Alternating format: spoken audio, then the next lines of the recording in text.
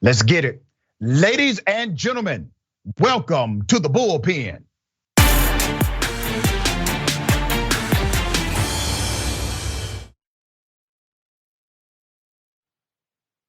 In the Bullpen today, we have Representative Khana, Democrat, 17th Congressional District out of Cali on the show today. Not a debate, more of a conversation. Representative, an honor to have you on the program. How are you? Dr. Richey, it's an honor to be on. Let's get right into it. We got a few minutes. I want to talk about the January 6th committee hearing. A lot of things are coming out. Roughly 90% we already knew or had a good idea of. How do you think, in your estimation, how do you think this is going so far? And do you think more should be done? Well, it's getting all the facts out for history to the American public. And it's forward-looking. And here's why it's forward-looking, Dr. Richey, because there are 57 people who were at the insurrection, who actually scaled the walls of the Capitol or stood outside and cheered that on, who are now running for federal or state office in the United States of America, Secretary of States and governors. And this is about an ongoing desire for them in 2024 to not honor the Democratic results. So we need to wake up to what this committee is saying. They almost stole the election in 2020. And if we don't take decisive action, they will try to steal it in 2024. Let me ask you a direct question, because I have some issues with the January 6th committee and how they are doing this presentation. It seems to be a reluctancy to go on record and say, we're going to recommend to the DOJ criminal charges or criminal investigation, et cetera. There also seems to be infighting with the January 6th committee as it relates to the direction of that notion. Some seem to want the DOJ to be officially included, and some say, well, they can be included based on what they see for themselves. Why do you think there's this hesitancy to, if they uncover criminal activity, to relay it to the DOJ in an official committee capacity?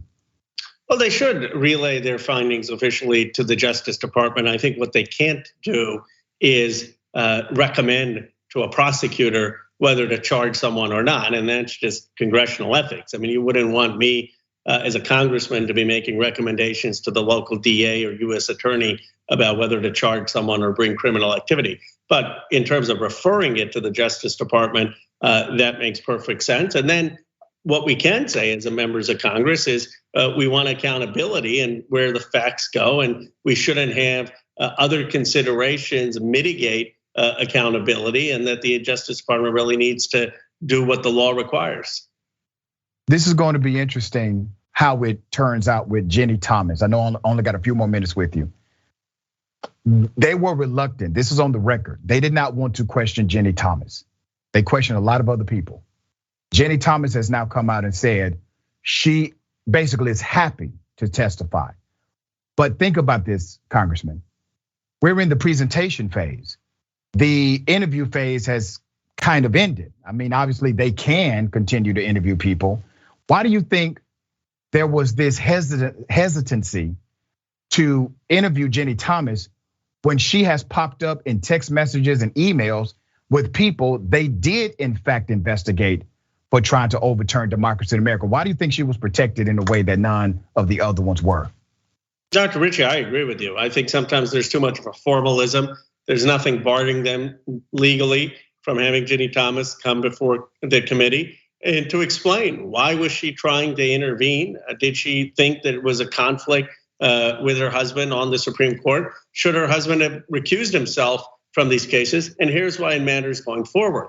Should her husband recuse himself in the future if cases like this come up? So I think people keep saying, well, why does it matter? It was a year and a half ago. And you know what, if it was a year and a half ago, and if everyone in this country had agreed it was horrible and wrong, we could let the Justice Department do its job. The problem is there are a lot of people who are part of the insurrection who are running for office saying, I'm proud of being at the insurrection and I'm going to help make sure that our party keeps power. That is a scary thing. We need to wake up into this country about the threat that we're facing across this country in Secretary of State and governor elections.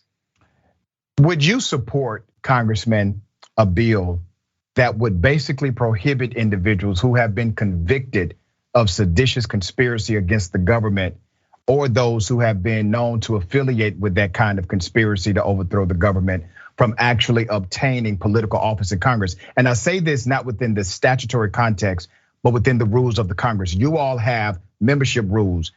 Technically, you can remove a member of Congress even if they are duly elected based on the rules of the Congress. Rarely does that happen.